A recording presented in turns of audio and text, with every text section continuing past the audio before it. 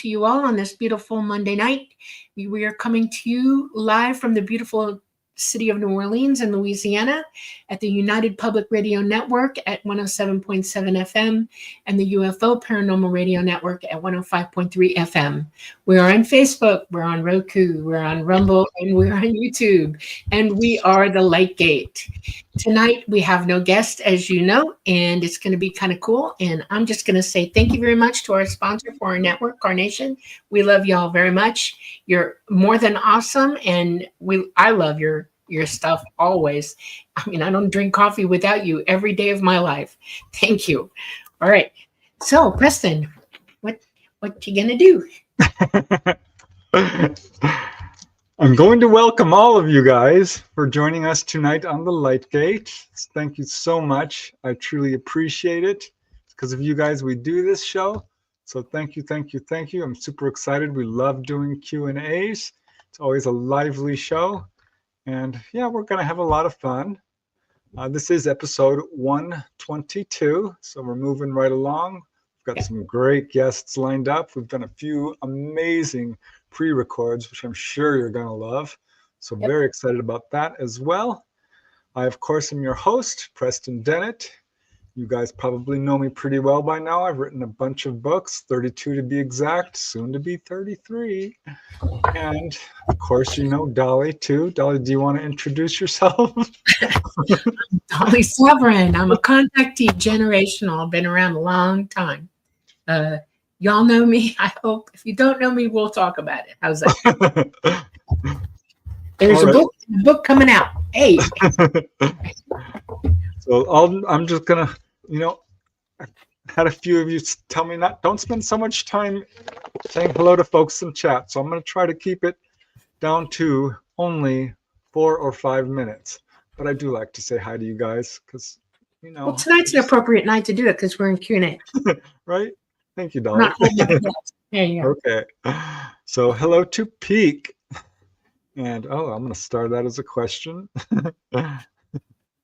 And we'll get that here. Let's see. We have the Owlman, and we've got Owlman. Mountain Dan. Mountain Dan. But you want to be in the mountains, don't you? Kaleidoscope Eyes from Knoxville, Tennessee. Hello. Robin and Louise. I'm seeing some questions already. Thank you, guys. We have Olivia. Olivia. And Scarlet Fire. Hello. Rocco Macri. You guys. Ooh. So awesome. Very cool. Thank you. Scarlet Fire. The last 2 weeks' guests were superb. Yeah, with Simon Bone. We had Michael Cremo. Gosh, that was so interesting. Yes, it was. It really was. Patsy Foister. We have based from Australia. I'm not sure I've seen you here before. I don't think so. Welcome to the Light Gate. Yeah. Thank you. Fun Talks TV. We got Brenda Whelan, Keith Rothwell, an Energy Shifter. Hey, Energy Shifter. And let's see, Summer Girl. Very cool. Yeah. Linda Catlett representing San Diego. I've Very been nice. there. It's a beautiful city. Yes. And Dolly, can you pronounce this name? Zupo? Let's just go with Dr. Huru. That works for me. All the way from Gippsland, Australia. Yeah. Robin's picked up some coffee. Nice. Very nice. Okay. Let's see. We have, did I say Janie Mashburn already? I may have. Not yet. Not Janie. Janie. Right. Hello, Janie. We got Alfred Miller. We have Debbie C. Hello. We have Charlie Sasquatch. I'm putting a star next to your question. Huh? And Energy Sifter. Element says, hi, Duchess. Duchess is right here. She's sleeping. Yeah. She'll probably drop in. We got Scott from South Carolina. Hello. And Alfred Miller. Preston is such a super nice person. Oh. Yes. Thank you. Very I need to pop up my blushy emoji. Yeah. Thank you, Alfred. We got Wendy Parks from London, UK. Hello. Hello. Jess Bustilos representing Idaho. Jesse. Yes, hi. Jesse. Okay. Sometimes I'm a little slow. Okay. We got Flea Market Gold. Hi, Flea Market. Oh, Energy Shifter. I had to order a book because of last week. Yes. Oh, okay. I Very understand cool. that you got a few sales. Yeah. Yep. Nice. We have Fox Mulder. Hello. Marilena Macias from Argentina. How cool. Ah. Van Darkholm, J.R. Amadeus Schiffer, Charlie Squatch. Thank you so much. Thank you very much. Thank Are you. amazing. Did I skip Namaste? I I don't did. know. Namaste. Thank you, Namaste. I didn't forget. Love you. I'm glad to Almost, see but I didn't. Thank you, Namaste. Yes. We love you so much. You guys are amazing. So yeah, thank you, Charlie Squatch. Yeah. Hello, Feeding 5 from Indiana. Wow. We are That's definitely. good. Yeah. Dolly has flown over Indiana many times. Yes. Bob Thorson. Boy, Bob, Thank you, Bob. your last message was so interesting. We have to talk about that. Very cool experience. Yes. Hello, LR. Thank you for your support. Click the thumbs up. We appreciate it. And who else do we have? Well, I think we're caught up. Okay. Cool. All right. So before I actually dive into the questions, I do have a special announcement. Don't guess yet. Had a problem with that last week, but we are doing a book giveaway. We're giving away a copy of Symmetry because Symmetry 2 is coming up, hopefully before this year ends. And yeah, if you guess the right number, don't guess now. You will get a book. We're giving away 3. That way you have 3 chances. And we'll get to that at the top of the hour at 9 Eastern.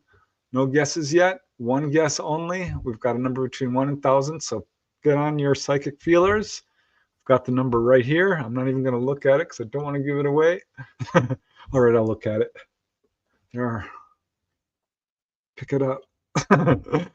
Patsy Foister got 1 away from it last time. So, all right. So let's just get started. And we're going to start by asking our own question to get this ball rolling. I'm going to actually start it with asking Dolly because this is in the news a lot, and I know how I feel about it.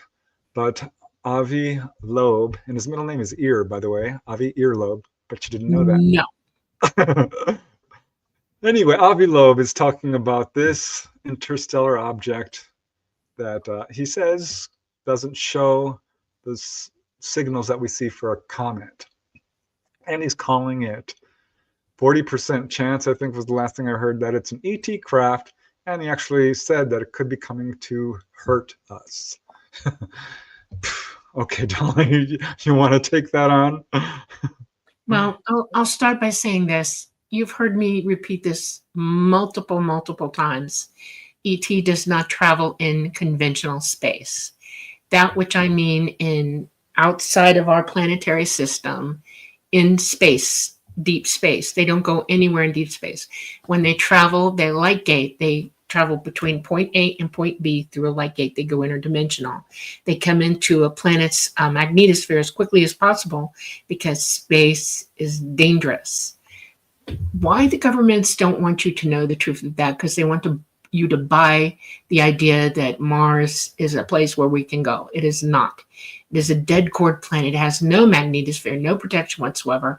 It has blown off its entire surface to the point that there's very little of it left. It's outgassing. It's the only reason you see water at the poles or snow anywhere on it. It's because the gas is sometimes hydrogen and it rains snow back down on the ground, but it doesn't last long. It changes constantly.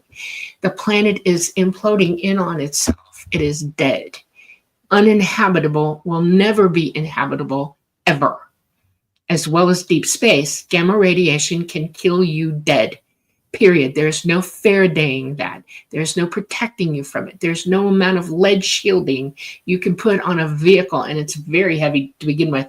to protect you from certain types of gamma. And there's more than one kind of gamma radiation out there, but space has all of it, and it will kill you. You won't last. The only reason you can be in space here for any amount of time, like up at the ISS, is because the ISS is still low enough. It's within the guide.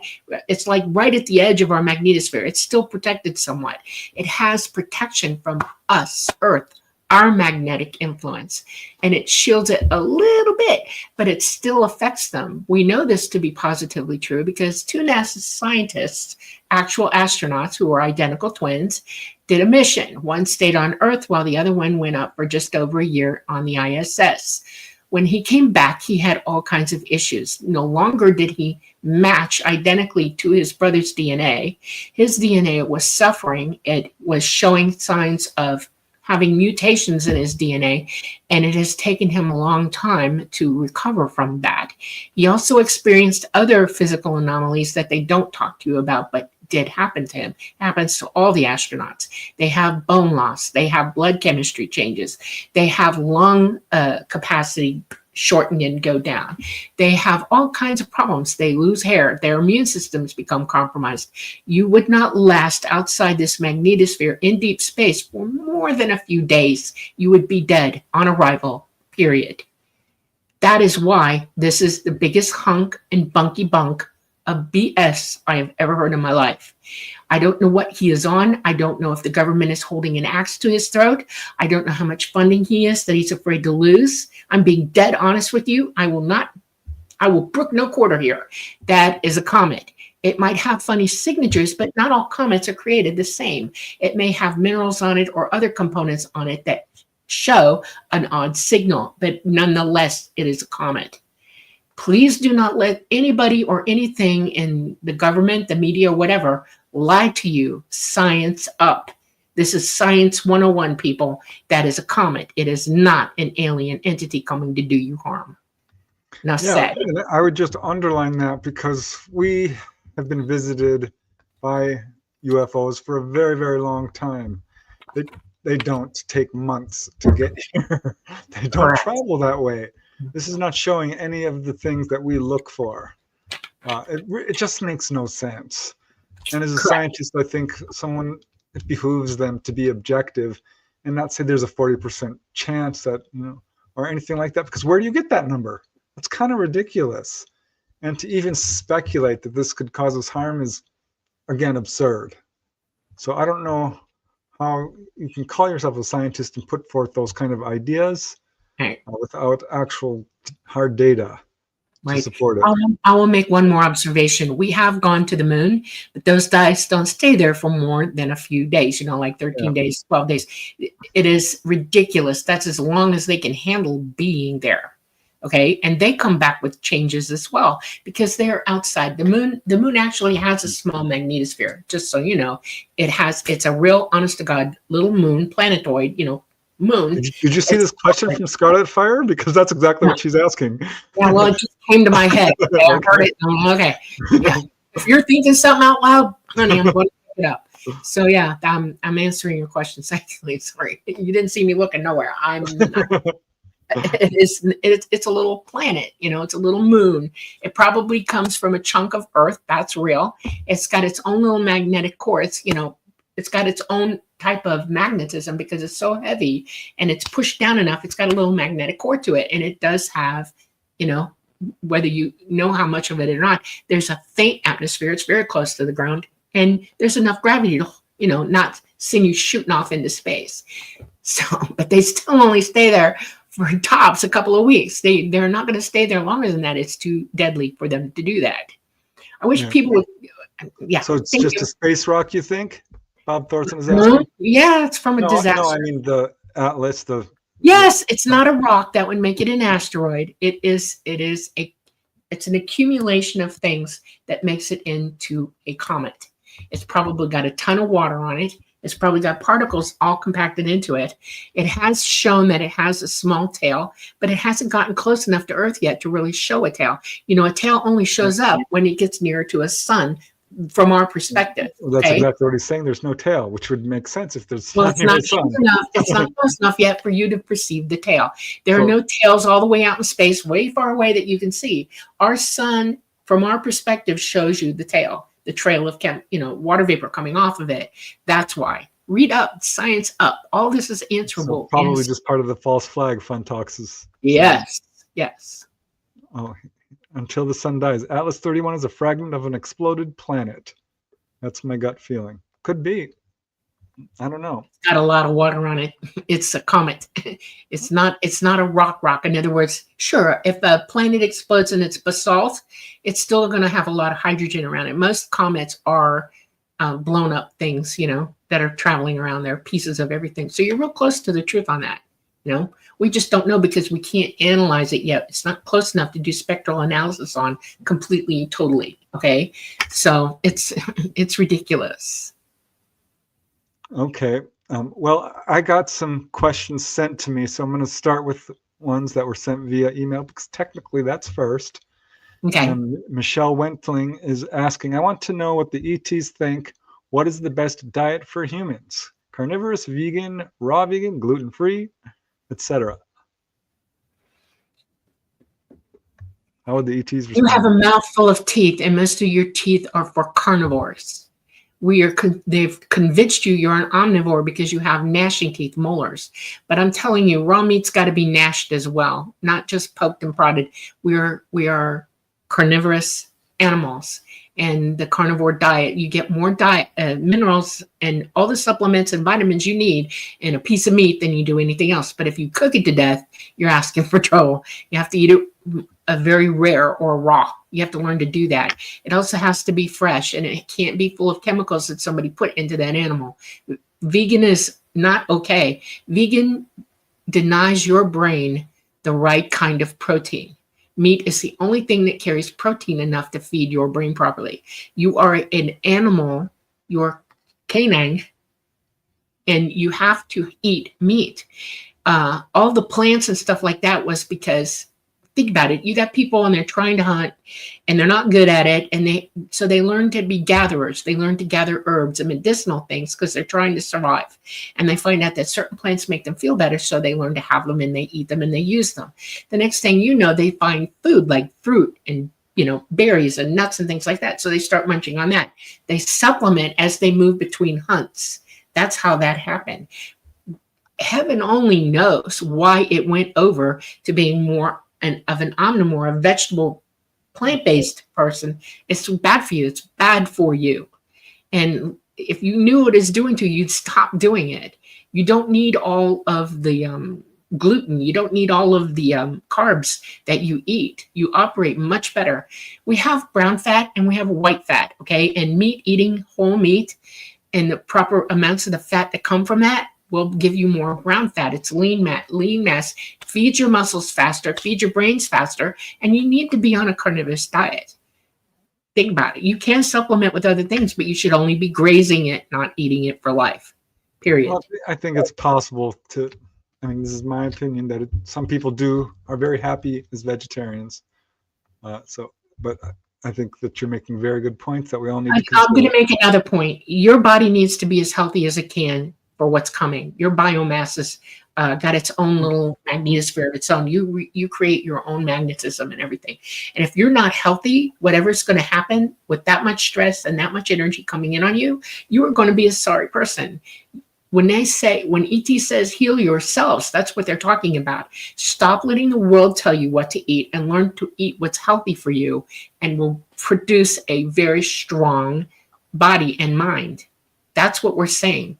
I'm not going to be forgiving or worry about your feelings in this, because your feelings won't save you when the time comes for you to be strong. That's important to understand. And veganism is an idea. It isn't a fact that it helps your body. It does not. If you were a nurse and you were in an emergency room, I can't tell you how many vegans come out dying, starving to death. That's a fact too. Look that one up. All right, go ahead. I just know that there are some vegans, who are very happy and healthy. So I'm just going to move on because we've got a lot of questions. This is one I stuck in here because this is another one that came before the show actually started. Okay. Why don't the aliens describe how their propulsion system works? Which, of course, they do. You want to Well, jump in there's two there? reasons. One, you don't have the technology yet to even get close to reworking that one out. They're not going to hand you technology that you are not prepared for. Technology does not make you smart. Technology can cause problems, and it already is for us because we are poisoning ourselves with it. We're polluting the planet with it. We haven't learned anything from our technology. All we want is technology that it's weaponized. I wouldn't give that type of technology to anybody as long as they're still capable of building bombs to kill people. It's as simple as that. You're not ready. So how exactly do their propulsion systems work? It's not a propulsion system. Well, I mean, Why you might not understand it. It is an energy system that is worked from both ends of what technology you understand. One of the sides of this is it's all psychic. Psychic ability is a type of technology when you use it with light technology. It's all the same thing, and humans don't understand that yet. You're not even close to understanding how that is. So you have a system that has an energy source that is very, very comprehensive. In other words, it has really high amounts of energy output, and it's electric, just so you know, very high, that produces a gravitational wave, a graviton wave. You operate it because the craft itself is built to be biological, and that we have it's indwelled by a higher being, one that's non-corporeal, that can embody it and run it like its own body. And then there's a driver who actually does all the sighting and management of where we're going, knowing what the every planet in the universe has its own frequency, just like you have your own frequency. Okay, every place, every inch of this universe has its own frequency. It's like a grid map of frequencies. It's complicated and highly, highly interesting how that works. And a pilot or driver knows all those frequencies, or at least the ones that they're going to, and can psychically open a light gate, like we talk about the light gate, and go through it with the craft itself. That's also psychic, highly psychic, and we tell the craft where to go interdimensionally. If you're psychic enough to travel interdimensionally yourself freely, you can move that craft, trust me. And fifth dimensional beings that run the craft, ET craft, are that powerful psychically. They can move it. We just need a craft that can hold us in stasis in an energy field that will not let us be murdered or killed by everything outside of us. And that doesn't guarantee that gamma radiation won't get us, but it'll protect us in the gate, which is really weird, but it does. It protects us in the gate so that we can get into an atmosphere where there's a magnetosphere covering us. And Grant Cameron's research absolutely confirms that these ships are flown psychically. yes, And the ships are themselves living embodied beings, another thing that we hear quite often. yes. And I can tell you from my own research and having interviewed quite a few people who are taken down to what we would call the engine room, but it's kind of a misnomer here.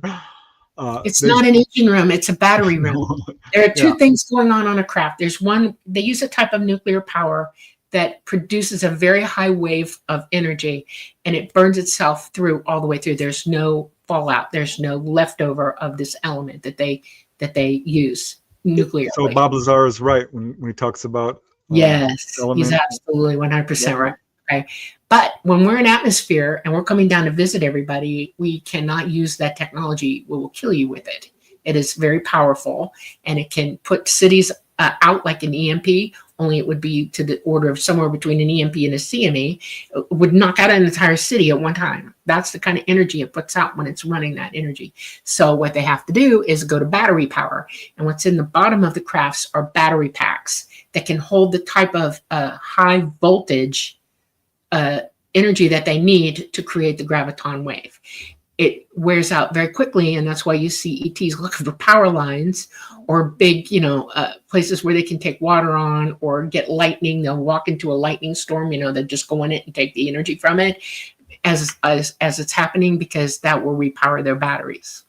And if you want to know what Giza is, it is a giant battery that shoots a electric wave up that they can draw power. It used to be when it was. Oh yeah, it's not working It was now. in operation. Now we have high tension wires and big substations and all kinds of stuff like that. They can take power from that. Yeah. So from what I understand, use a propulsion system, and that's probably the wrong term. No, because propulsion means it's an engine. They basically harness a planet's gravitational field lines. They're magnetic. No. Don't harness them. Well, they use them to travel up and down. No. They repulse. That you almost got it. It's a magnetic field that they're generating around them, okay?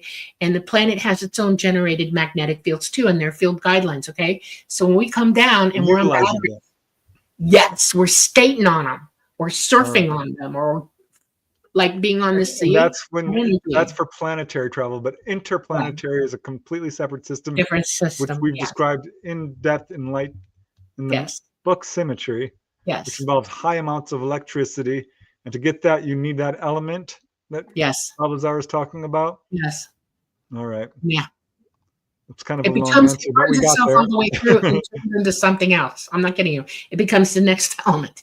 It totally utilizes that complete element. And what's funny is there's none on this planet. I think maybe there's a thimbleful of it naturally here that they've found, but they can't create it here. That's why they built CERN, by the way, because they were trying to approximate the energy that they need to get a magnetic field going. And they found an approximation, but it's not the same thing. And they thought it was antimatter, but it is not. The antimatter does not exist in the third dimension. It does not. It couldn't by nature. It's anti.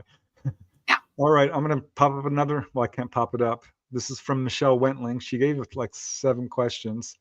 So I'm going to just ask the next one, because this is a good one. Okay. What do the ETs think about mainstream religion? Is there a right one? Or are all of them right, or none of them? Let me just start, Dolly, while you simmer this. I'm not simmering. Consider it. What I can tell you is we did have a guest on here. Gosh, what is his name? He passed away.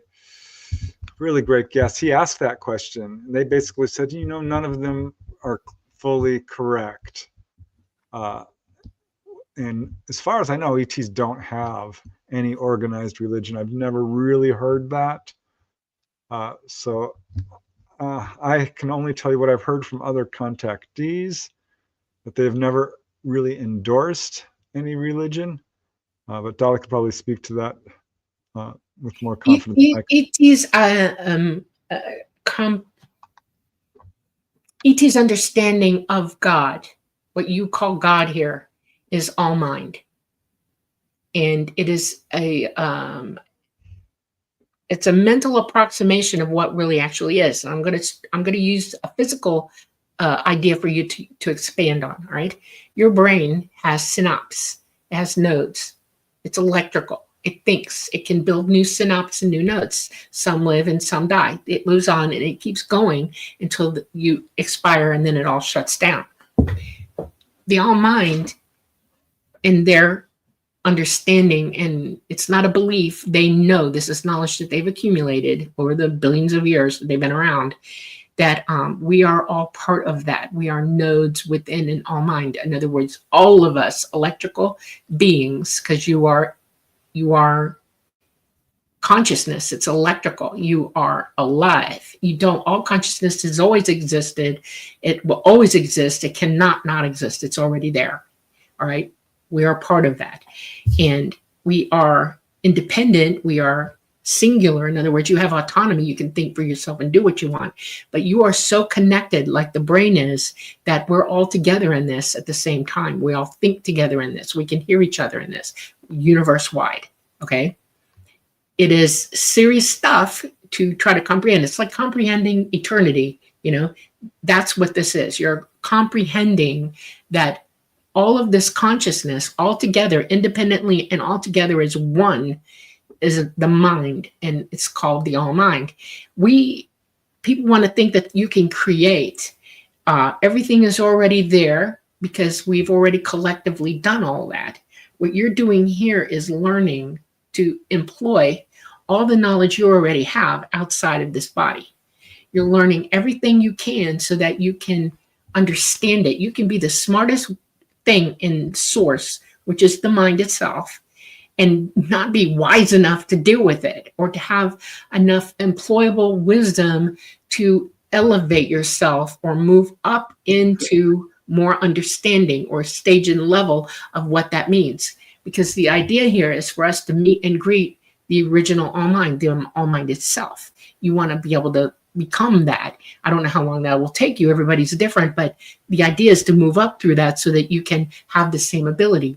There's more. Didn't you want to ask them directly about Jesus and that he was basically an enlightened master? Yes, yeah. They know that he's been rewritten. You know, this is a control thing. The powers that be on this planet has rewritten the Bible so many times you have no idea, even though they were warned not to do it. It is a control element. Most religions are a control element. They control you in that, like almost like a cult where it's warnings and things that'll happen to you that'll go wrong for you. Everything is this, that, and the other. There's a lot of negativity going on with the promise of heaven or the promise of hell. And that is not how reality is, really. It's not at all. We are all together in this. We all have to learn, and you're here for a reason to know all that is knowable before you move on, and then move on. Every choice you make is up to you 100%. You came here for it, period. And I want to promise you something. This is not a safe place to be, okay? You come into the third dimension to be alive in the body. You're putting yourself in the hardest school there is, okay? Because it is like a double-edged sword. It's either going to cut you to ribbons or you're going to learn how to wield it, the power of what that is.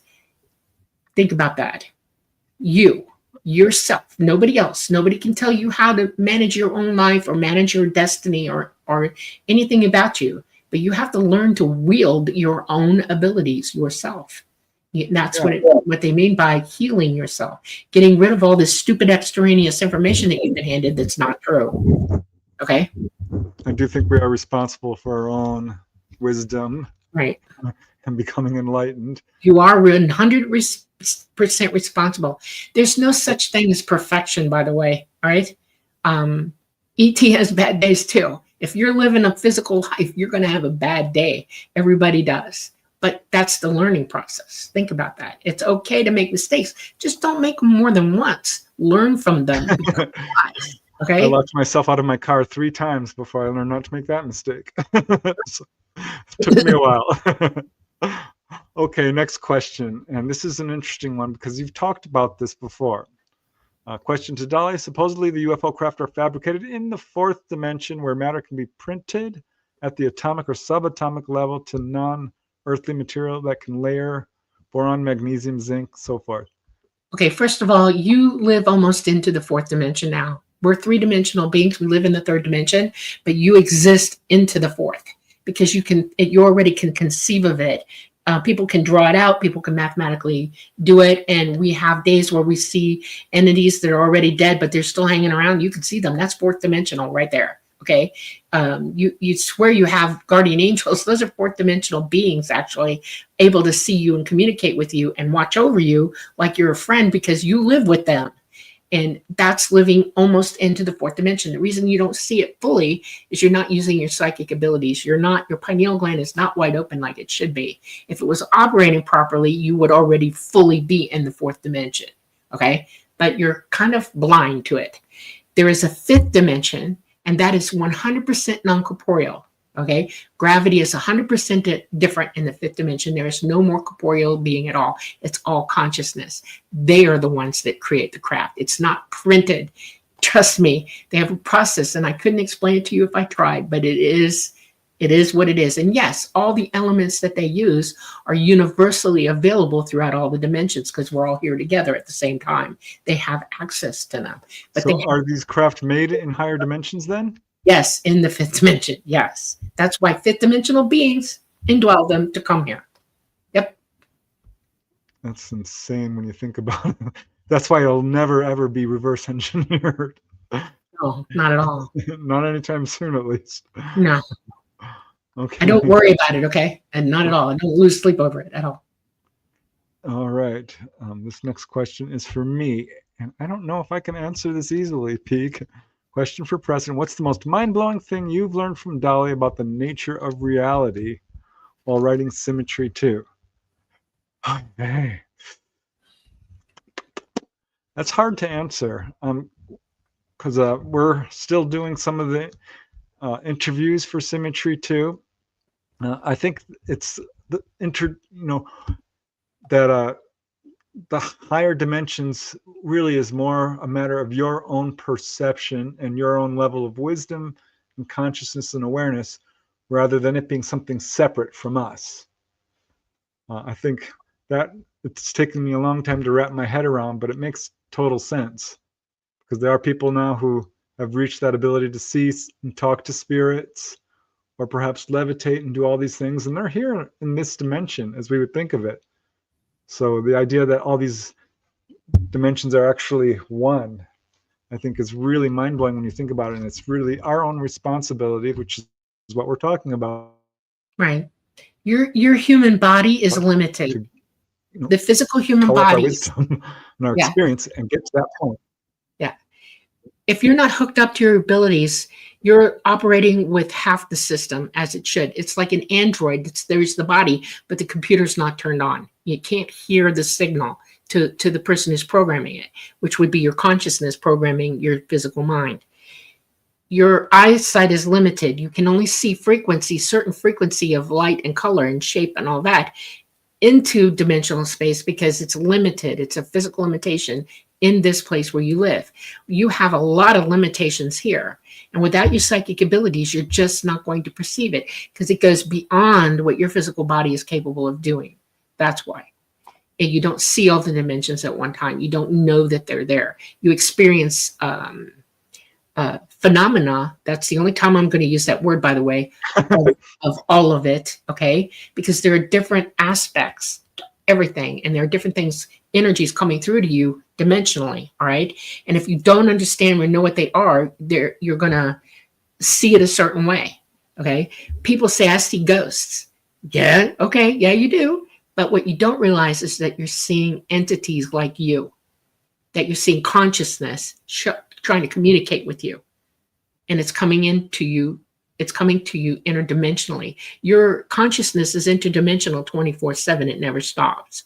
Your physical mind isn't. It's 3-dimensional, 4th-dimensional. And you have to learn to open up and widen out your abilities so that you can make the have discernment to recognize it for what it actually is, the reality of it. Most people here do not actually live in reality. They live in what they have constructed to believe and understand because you have no other point of reference. Well, extricating yourself from delusion is no small task. And I love what Andrew Rollins says here because I think there's some real important truth to you. The same message that I got, we are here to gain wisdom, not necessarily to learn knowledge because we already know everything but don't have understanding of it. We are part of this universe. So we already are, the answers are within us. Yes. So, Well, not within here, it's within your consciousness. And like I said, you've got to have that pineal gland open and working. It is a transmitter, it's a receiver, it's your telephone between the two of you or the one of you. Okay. And it's real important to hook up to that. One of the things you can do is just stop thinking, learn to meditate, shut up, tell your physical mind, be quiet, don't think. Let the signal come through to you. You will do so much for yourself if you do that. You'll start to see things as they really are. You'll become good witnesses, good observers, okay, of what really is before you. Knowledge, information, all of that will start clicking for you if you're able to open your mind and be quiet long enough to get it, to enjoy the learning of it, okay? Wisdom is learned things. Okay. Michelle Wentling has another question. Do they know where we go after death? Yes. Yeah. We all go to the same place. We go back to source, back with the all mind, into the center of that mind. Yes. That's where we hang out. Yep. And I do know of cases where people have been taken on board and been reunited with deceased relatives. I think that one really put Whitley Strieber, threw him for a loop a little bit. It's like, wait, because this has something to do with life after death, and this is really hard, I think, for people to understand. But they have access to I want source to in a say way that something. perhaps we don't. You understand that the Japanese have a religion, quote unquote religion, called Shinto, okay? And that's the religion of family, of deceased loved ones. They not only pray to them, they expect answers. They expect the communication between them. And they have meditation techniques. They have ways of seeing.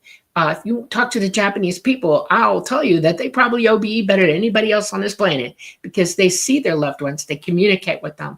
Elders, all of that. And it's normal for them to see things that way because they've allowed their abilities. They have one of the cleanest diets on this planet. Think about that as well. All right. This is serious stuff. Understanding what's really going on around you and not looking with, blinders and only tunnels. You'll see the truth. You'll add it all up in your head. This is real. I see my family when I want to. After they've left, I have communication with them. I have communication with other people. I'm considered a medium, but I'm not in my mind. I don't want to call myself that because I'm not. I actually just see what's really going on around me. All right. And when they want to talk to you, they will. And if you ask to talk to them, there will be a meetup. Trust me. I see people walking around all the time that are just like, bleh. They don't know where they are, what they're doing, and sometimes try to help. Preston's really good at it, by the way. He runs into people like that all the time and tries to help them. We have to understand that you are not alone. You are not alone physically. You are not alone mentally. You are not alone spiritually. We are constantly 100% in the soup of everything all at one time. Okay? Well, I'm going to pop this one up and give it cuts because it's related to this. So there's no heaven or hell, not as it's taught in structured religion. No.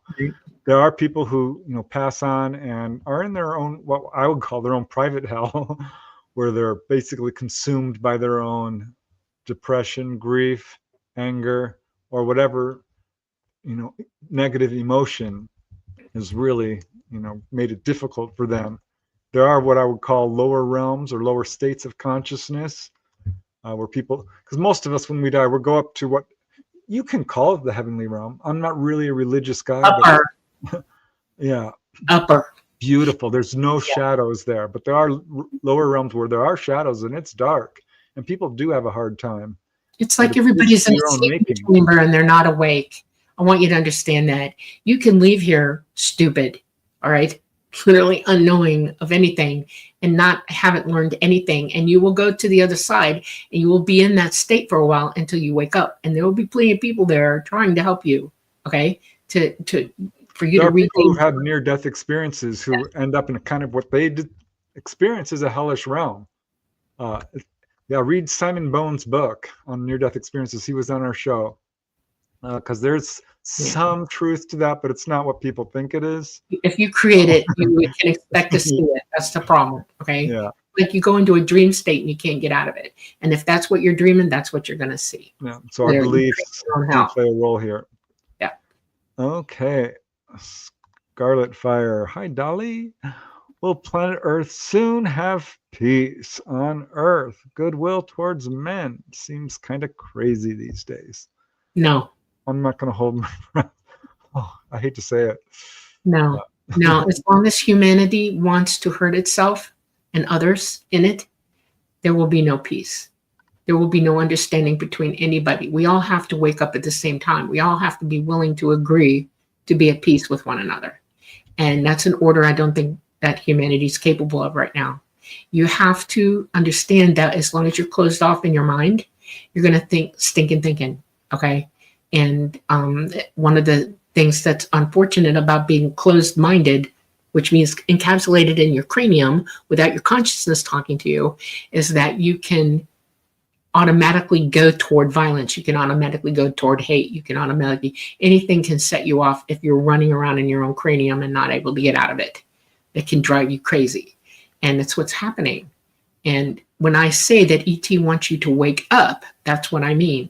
They want you to use your abilities. They want you to see the forest for the trees. They want you to attain wisdom, this ability. And the only way you can do that, and it's going to be hard. It's not easy. Nobody guarantees this to you at all. It's 100% up to you, and it's hard to do. It's hard to do. But it doesn't mean you shouldn't do it. It means you should plow through it until it happens for you. Literally plow through it, no matter what. And that means following some inherently known precepts. And these are where you get the idea that I have to be moral. I have to understand cause and effect. I have to understand empathy and what it means to be empathetic for real. I have to understand what love is. There's all kinds of aspects of humanity that you have to dive into, but it begins with you. You can't change the planet or the world. It starts with you first. That's where you begin. And then hopefully maybe everybody does it and then it happens. But in my opinion, I don't see it happening this Not time. here. No. But there are places where people do live in peace. Thank goodness. Yes. Whew. Okay. Yeah, Scarlet Fire. Gosh, I'm an optimist, but I just don't see it. All right. Peak. I like this question too. Happy Lightgate Monday, everyone. First question. How goes Symmetry's sequel? It's coming along. I was real bogged down there with other projects for a long time, but now we're going full force. I'm on page 65.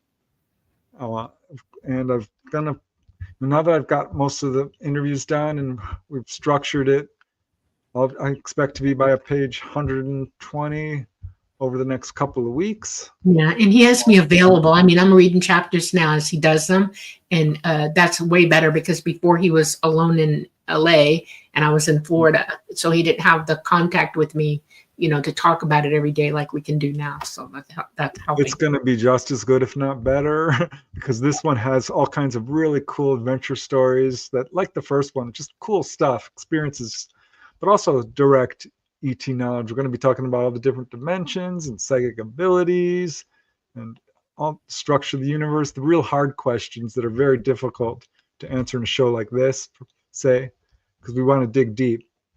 Oh, it's going well. I'm so excited. It's really exciting, some of the stuff. So thank you, Peak. Okay. Oh, well, here's one of the questions we'll be exploring in the book.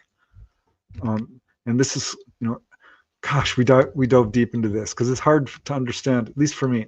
Are the fourth dimension and the astral dimensions the same thing? If not, what or where is the astral dimension in relation to the fourth dimension? Okay, let's get the definition straight first, because you're putting two things together that have no business put together. When you say the word astral can mean a couple of things. One, astrophysics, out in space, out in the universe, astrally. Everything astral is away from here, right? It's out above us, it's way away. That's that's a physical astral, physicality, okay? The second one is dimensional astral, and that only happens when your consciousness gets out of this body and can move out astrally. You have an astral body, okay? You have the energy that comprises you is an actual astral body. You can consider yourself part of the universe already because you're already interdimensional. You have an astral body, and that's when you go OBE, out of body. That's a shorthand for astroplaning. You're going out astrally, your consciousness, into the astral realms, the astral dimensional realms. And yes, it is the same thing, but I want you to understand the mechanics of it. It is the same thing. One is physical and one is interdimensional consciousness. Okay? All right. All right. Yeah. So when people are going out of body, they're not necessarily going to the fourth dimension. They're going to source. All the dimensions are already on top of each other. You're living in all the dimensions. You just can't see them or perceive them where they're at. Yeah. That was really interesting to me. Okay. Thanks, Peak. That was a good question. Let me pull that out. And I'm going to go to another one from Michelle Wentling. She sent like 8, so I'm going through them. When are the ETs going to physically reveal themselves to Earth and meet us? They've already done that. They're not here right now. They cannot be here because of what's going on in our solar system. We are really going through an electromagnetic current sheet that is causing us problems in our solar system. And it's not just us, it's any solar system that it would be going through in our galaxy, okay? And it's a pretty big thing that we're slicing through. My estimation would be that we are probably either right in the middle of it right now or dang close, okay? And that has caused every planet in our solar system to change its poles. It's made our sun It ignited our sun first, and we all fell suit. Every one of the planets in our solar system is in circuit energetically with our sun. I want you to understand how that works. Our sun puts out tons and tons of energy, and each one of the planets, depending on its position and proximity to the sun, take that energy in. It doesn't just go right through us. If you've got a magnetosphere and an electromagnetic core, it can amplify and be shot back toward the sun. That's the circuit. We're in circuit with one another. So ET can't be here because our magnetosphere is down, our poles are changing, and the field lines of energy, because our poles are changing, they're all wonky wampus right now, is not safe for them to fly in at all. And they quit 2 years ago, a little over 2 years ago now. They're done. They won't come back until our poles finish changing. We're due to have a CME of unbiblical proportions, okay?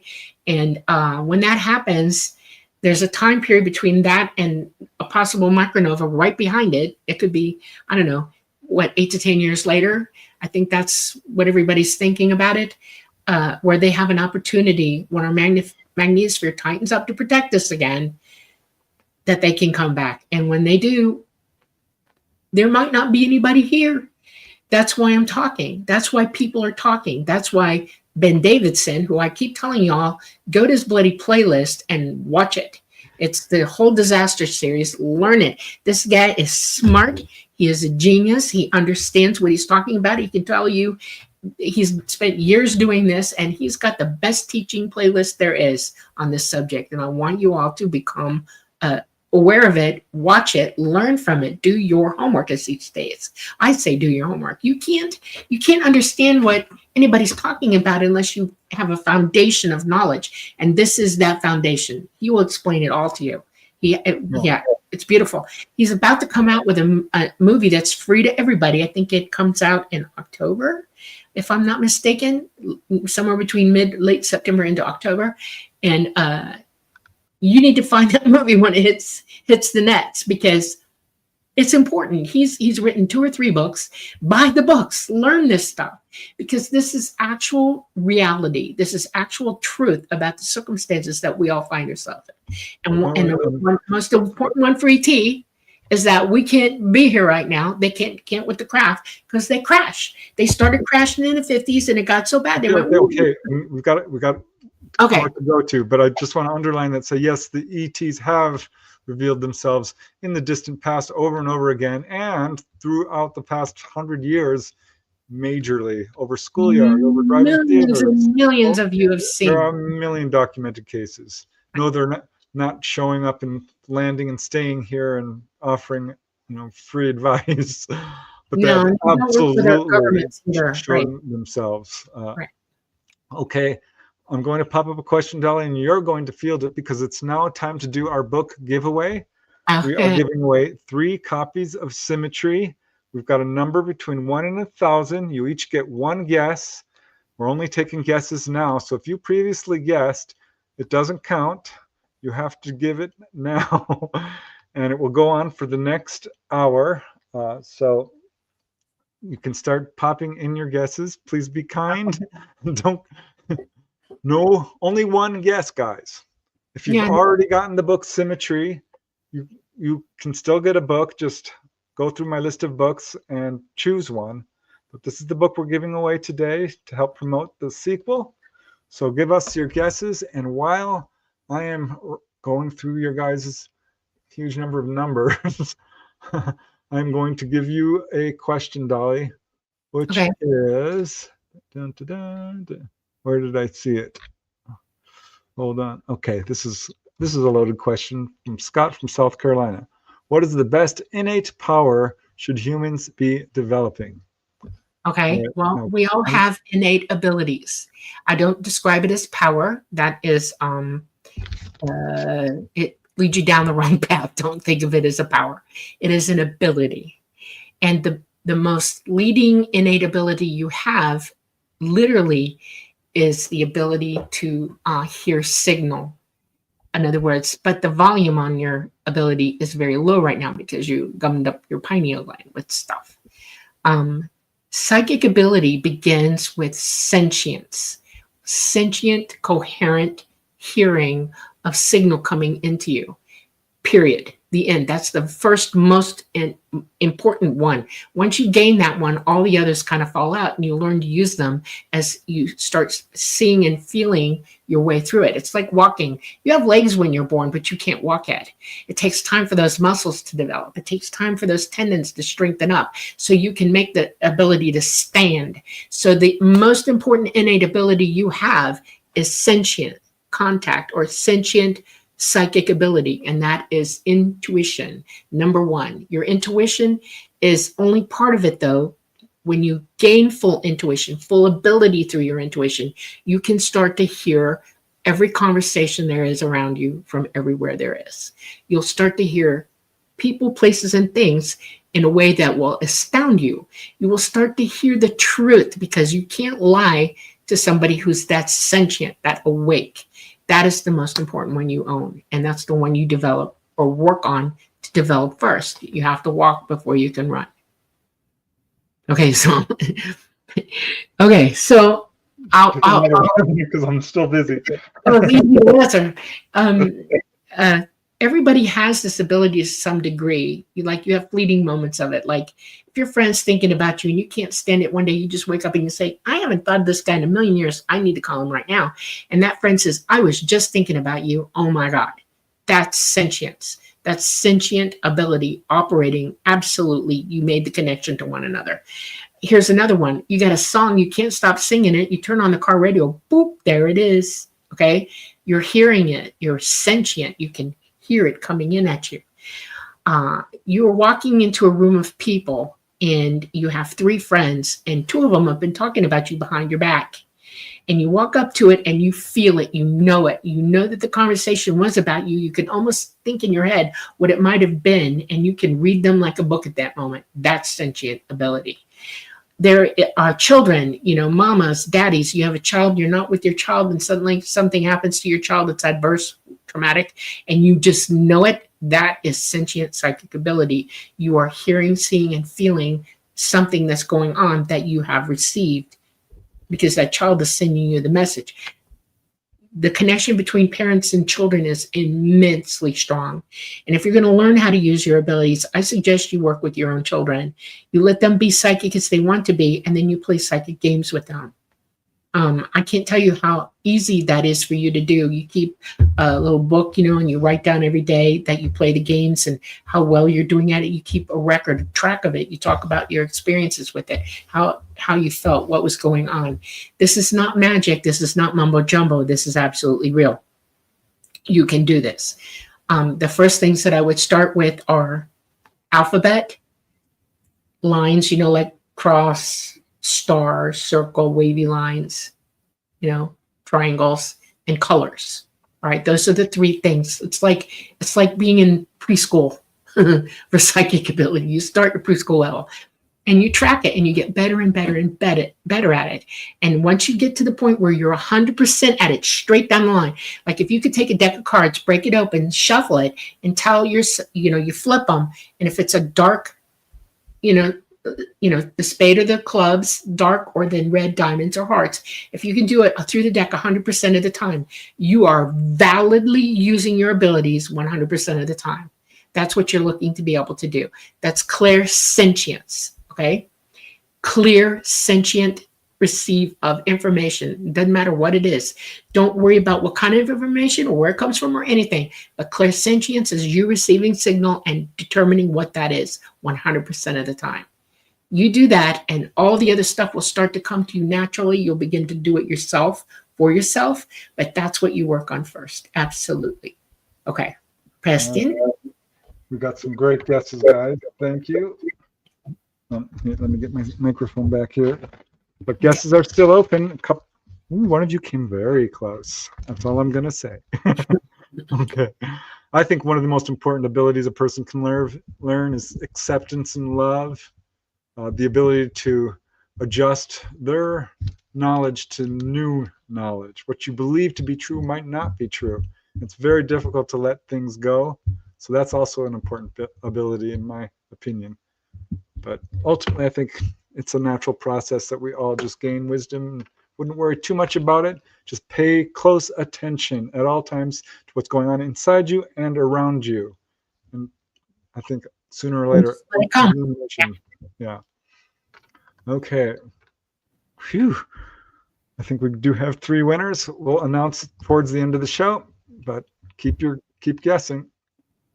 Okay, that was a good question. Scott from South Carolina. I'm going to pop up another one from Michelle Wentling. Are there good and bad ETs? If bad, how can we protect ourselves from the bad ETs? And I'm going to jump in first, Dolly, because I know of course there are bad ETs. Look at us. I would say that there are people on this planet who won't qualify as bad. Do I think bad ETs are visiting here? I don't. I really don't. And believe me, I've interviewed a lot of people. I think some of the accounts out there that are quite negative are due to a number of factors. One is fear can paint a person's experience as negative. Another is it's outright falsehood. People are lying. Another is that they are, I hate to use that word victims, but they're victims of my labs, nefarious government experiments, essentially using technology and hypnosis and drugs and every tool in their box.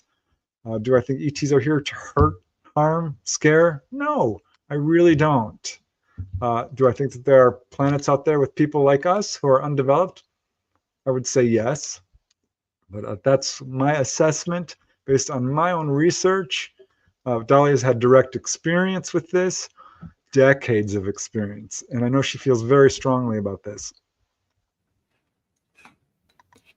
If you're smart enough to get here, you have gone through all the things that could make you an idiot and lost them already. The type of psychic ability, the type of traveling that they do, the type of science that they employ has exceeded the desire to do negative things. We are not being visited by any people, and they are people like us, whether they look like us or not, that are harmful to us. We are related to them. We are directly related to them. They are our progenitors. We are not on the hit list. We are not, there's nothing going on with that at all. Yes, there are still developing people in the universe who are on the same par with us, and they're not leaving their planet either.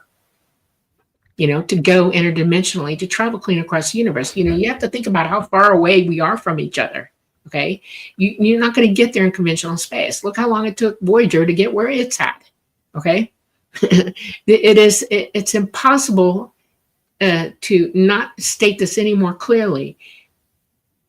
Advanced, billions of years in advance of us have lost, gotten rid of, don't have a bone in their body like that at all. They are extremely developed, wise entity people. Okay. And they're not coming here to get you. What is happening is that you're being conditioned to be terrified of everything in your life. You have nothing but experience here and you see it here. And so you've been told that it's elsewhere. It is not. Don't believe when they tell you that. It's not true. Not at all. All right. Let's move to the next question. I'm sorry, I'm still fielding some of the numbers here. Okay. Goodness, Leah, I have never heard this before. Okay. I heard if we spit on seeds, we impart our DNA to the plant. I've never heard that. You seem a bit flummoxed, Dolly. No, that's not how that works. That plant's got a biological covering on it protecting itself from you. Now, if you have bacteria, that bacteria can affect that plant. Oh, yes, it can. It can kill it. It can't mutate it or anything, but it can absolutely kill it. But your DNA is not going into the plant. But by a strange coincidence, your plant you have already got the DNA of that plant in your biome, in your DNA as well. We carry the DNA of everything biologically alive that has DNA. It's all in everybody's DNA. You have the DNA of grass. You have the DNA of bananas, of bonobos, of birds. All of it is locked into your DNA. So you're not that much different from them. But if you spit on a seed, you might hurt it because you've got a lot of bacteria in your mouth and you probably kill it. Just saying. Okay. All right. Yeah, I've never heard of that. I have a suggestion. Go do it. I'm telling you, it's not going to grow face, hands, nails, or hair. It is going to grow or die, depending on whether that seed protected itself and can take on the nutrients to grow. Okay? No. Jade Evenstar. Any history of short Yoda-like ETs? Well, we talked to a guy today who had some very interesting encounters. He's going to appear in a future pre-recorded episode. So, yeah, there are short beings. Are they Yoda-like? I don't know. I don't know. They kind of, sort of. We have wild imaginations. You can think of anything and make it real in your head. Okay. There might be a close approximation, but no, not like Yoda. No. Oh, Scarlet Fire. By the way, I'm a guy. Okay. Thank you, Scarlet. Did not know that. I just assumed. I'm a Southern girl, and Scarlet was a girl. Okay, just saying. I'm automatically going to go there. No offense, but that's what I'm going to do. So, okay. Now I understand the handle because you're thinking of Scarlet Fire. That fine. Makes more sense. Okay. All right. Yeah, I think there's many different types of ETs, and all basically human as we would think of it, humanoid. We share a common heritage, but the ancestries that dial out there's an endless variety. Yeah, I will tell you this about DNA. There are people on this planet that know how to operate DNA, and they can modify it. And we eat a lot of food that's been genetically modified. GMOs, that's what that is, a genetically modified plant that's had its DNA altered by a chemist. I would be afraid of that. I would be afraid of what you're eating, because there are plenty of plants that are dangerous to us, and you don't know what they're playing with when they do that, or what they're going to make happen as a result, because mutation is mutation. If you bring two genes together that have never been together before, you might get a mutant that's incredible. And now they've GMO'd just about everything you can think of. So yeah, be careful with that. Well, listen to this from Ben Everything. He's talking about a man who developed over 700 new plant varieties, claimed he spoke to the plants to change them, told the thornless prickly pear cactus to stop making thorns. No, but no. I think you can't nurture plants. You made flower grow. You breed together different things of the same species. Humanity is a type of a species of beings. We're all human, Homo sapiens sapien here. We are not different races. We have one ethnicity together, human, that we look different because we have different colors. It's just our DNA doing that. Okay. It doesn't mean you're a different race. It means that, but we are a species. We're different from the feline species. We're different from the canine species. Those are different species from us, and we cannot interbreed with them. But plants, all the plants are the same species, and you can breed different plants together to see what you get. It's called husbandry. We do it with animals, like dogs. You can breed a bunch of different dogs together and get different characteristics and traits. Okay, so that's what it is. It's called animal husbandry, or herbology. Herb people who are doing plant. I can't think of the name of it right now. Daggone it. Bio something. Anyway, yeah. Engineering. Breed plant. No, that's talking about DNA. But I'm talking about you take different flowers and you breed them together to get a better flower, stronger traits, or you get a new type of flower. That's why we started with one kind of dog on this planet. Now, how many do we have? Okay, different ethnicities of dogs, from giant to small to hairy, no hair at all. As well. Yeah. Okay. All right. Including the crazy one we got. That's right. All right. Thank you, Rain Appreciator. Appreciate that. Asking, I've received messages. I have children in secret space breakaway groups. How should I lovingly interact with my psychic children and in-laws, or any other advice? You can absolutely connect to people psychically, meditate on them. And if you're connected to them as parent to child, you have that absolute unbreakable connection. I don't know about this secret space program. I'm skeptical of that sort of thing. This is just my assessment based on my own research, so it's hard for me to give advice on that. But absolutely, you can. Oh, look at the duck. You can interact with your loved ones psychically by just reaching out to them. Yeah, there is no secret space program, but there is my lab. I would worry about myself in that instance. I would worry who's talking to you in your head, because no, that is not okay. It's not real, and I would do a lot of research about that. I would verify it, 100% be able to verify it. If you can't, then you need to seriously consider that you're being messed with. Period. I'm being dead honest with you. There is no secret space program as you understand it, or the people out here in the ufology understand We're not it. going to Mars or anything like that. We've There's already no talked about why. None of that. That's not real. Okay. Okay. Thanks, you guys, for all these questions. I'm going to pop up another one from Michelle Wentling, and I can certainly answer at least part of this. Can the ETs heal us of illness, disease, and injuries, and what do they think of our corrupt medical industries? Well, absolutely, they can heal. I wrote a book called The Healing Power of UFOs.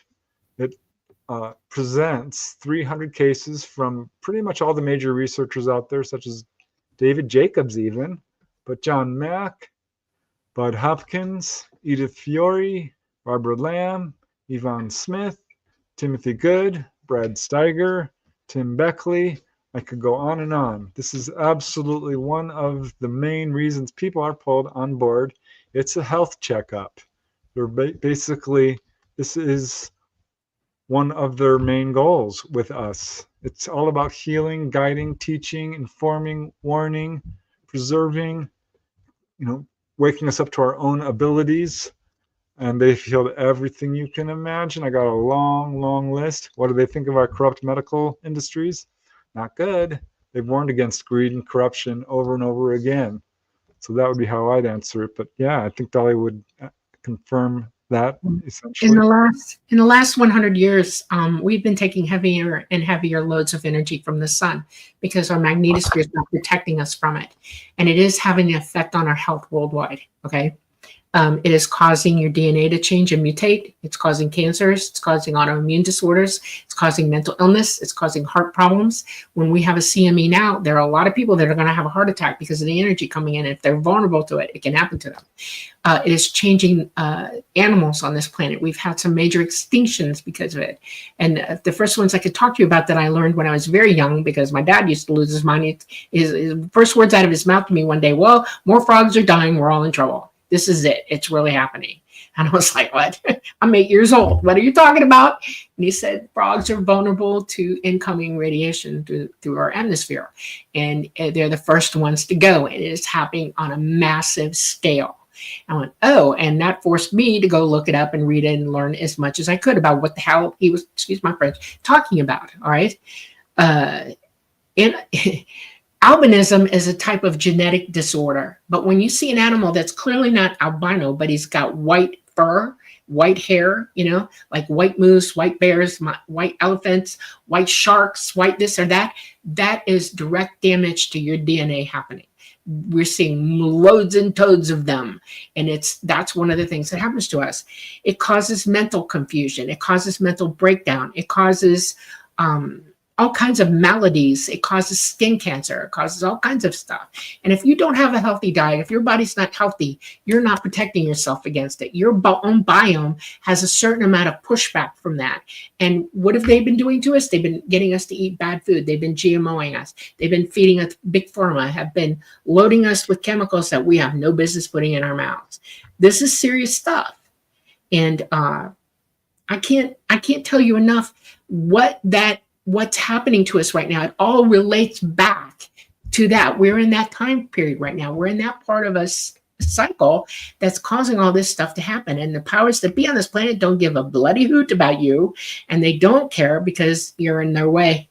And they're using you for fodder. They're using you to do their bidding so that they can get what they want out of you to protect themselves, not you. They have created an unsustainable earth. Everything's crazy. And I'm telling you, this is big time, a big deal. Okay, think about it. When I say go read, I can't even, the number one thing on your mind should be, number one, what's really going on. Okay, what's really happening, and you got to start at the foundational truth of it all, at the bottom of everybody's agendas on this planet. That's the agenda. Why they're acting the way they do, why they're doing to us what they do, why you live the life you lead on this planet. I'm telling you, ET knows this. They can only do so much to help humanity. They've been trying, because they've been told point blank, stay out of it. They did try to make contact with our governments, and our governments went, we got this. And every parent knows you can't solve your child's problems, or they will never learn. We have to do it. They've said this over and over again. We got ourselves into our mess. It's up to us to get out of it. You wonder why me and Ben and a whole lot of people like us, and there are plenty of them out there. There are plenty of physicists. There are plenty of doctors. There are plenty of people screaming from the rooftops, stop, drop, and roll. You need to get away from what the governments are telling you and the media is telling you and everything else, and listen to what people understand about reality. And this is reality for us. Absolutely 100% across the board, And if I had 10 hours a day to teach you this, I would. But Ben already did it. Go watch his playlist. It's Space Observers. Go for it. Okay. There's still time to submit your winning number. We're giving away 3 books tonight. For those of you who haven't already entered a number, I've got 3 winning numbers. There's still some time, though. 1 guess only.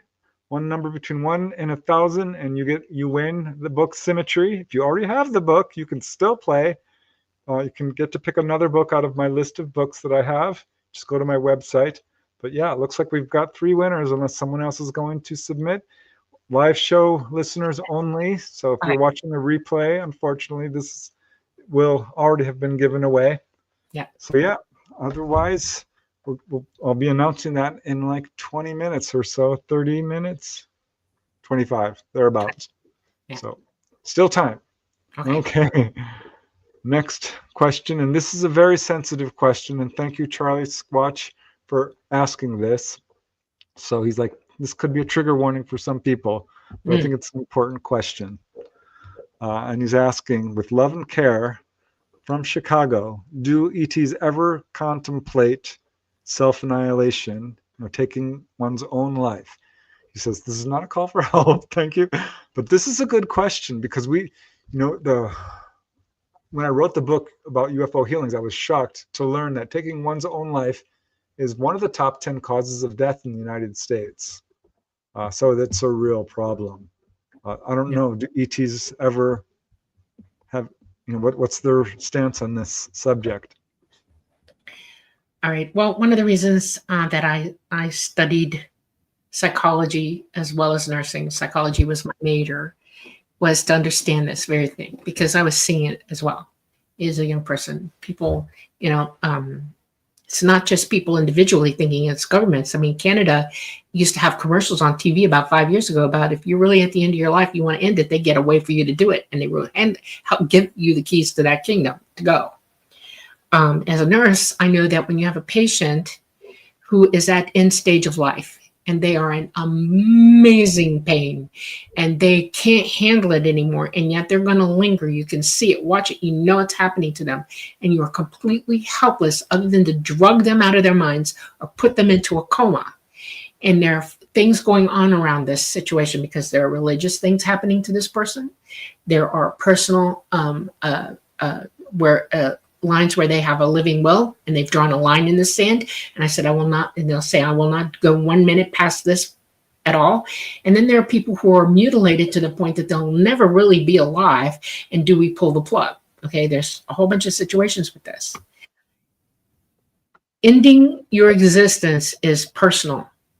And I do not condone any extinction level event that you create for yourself without reason. In other words, without due course of trying everything you can before you make that ultimate goal. If it's mental, find a doctor, find a reason to live. Talk to people who will help you understand what it means to understand the joy of what life existence you have and the real gift you have by being here. Okay. If it's physical and you're really that sick and you can't take anymore and you're at the end of that, your doctor is already automatically going to be on board with you and will comfort you and help you through that to the end of your existence. You can actually call the ball there. So the ETs don't ever do this. No, it's personal. Everybody is different, and you don't just across the board state it's okay to commit suicide because you're not going to hell. Okay, that is not an excuse to commit So suicide. if an ET is deathly ill, they could just walk off as They opposed. walk off. They walk out of the body and leave. Yes. Yeah, I would just add to this that the the strict structured religious interpretation of what happens to people is not true. People who end their life this way are taken care of, and I think in certain circumstances it's absolutely a sympathetic thing to do Right. for a person. And this is It's where okay. but this is where we all draw the line. Okay. And this is the line that you should draw, not in the sand, but in front of that person so that this person understands. If you're at that point, you really need to talk to someone to help walk you through it. In other words, this is not a decision you make alone, never alone. That's what ET does not condone. Okay. Never alone. You do not make this existential decision for yourself alone. You seek help. You seek knowledge about it. You know all that is knowable in this situation, because I guarantee you your mind is going to change one way or another. Humans are funny that way. Okay.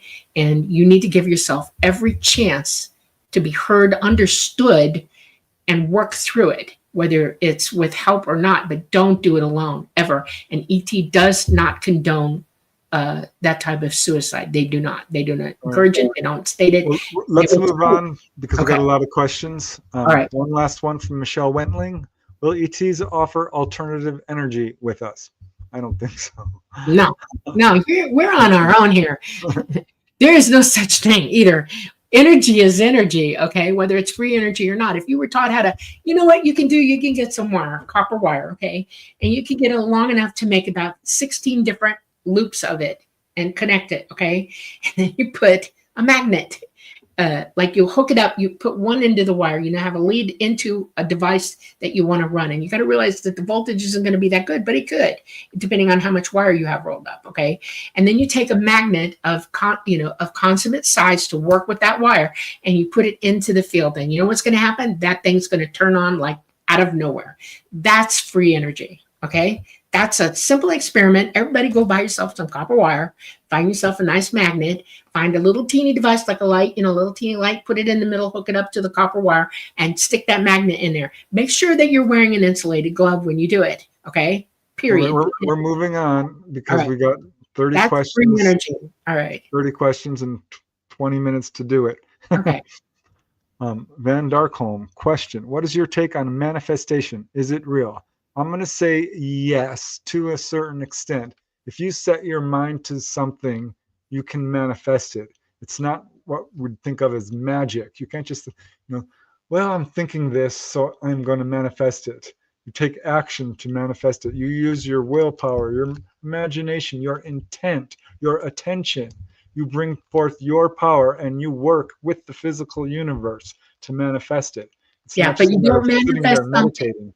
Yeah, but it doesn't come from nothing. You still have to work through that manifestation. In other words, it takes energy on your part. You have to put the energy to it. It's not always mind energy. Sometimes it's physical energy. Sometimes it's the energy of resourcing. You have to do everything in your ability, your power, your mind to manifest something. I can say, you know what? I want to live in a log cabin. I'm going to give you something that I manifested in my life.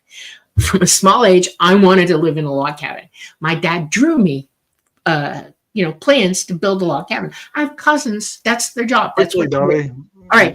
So finally, by the time I was 48 years old, that log cabin showed up in my life. And you bet your bippy I bought it in a second and lived in it for almost 13 years.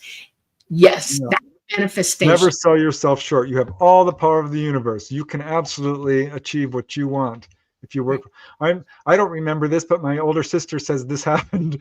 We were traveling across the United States. We moved from Illinois to California, and we stopped at this place where there was a bird in a cage above us. And I called out to the little bird, "Birdie, birdie, give me a feather. Birdie, give me a feather." And it squawked its wings and brought down one feather, which I grabbed. And I don't remember this, but my sister swears up and down that this happened. And that's just a little example of how you can sort of reach out and get something. I don't know. I just thought it was a cute story. cooperative effort, I think. Burning Yeah. that's sentience. You heard each other. I like this question from Leah. May I ask if Alpha Centauri A or B can support humans? If we could just get there.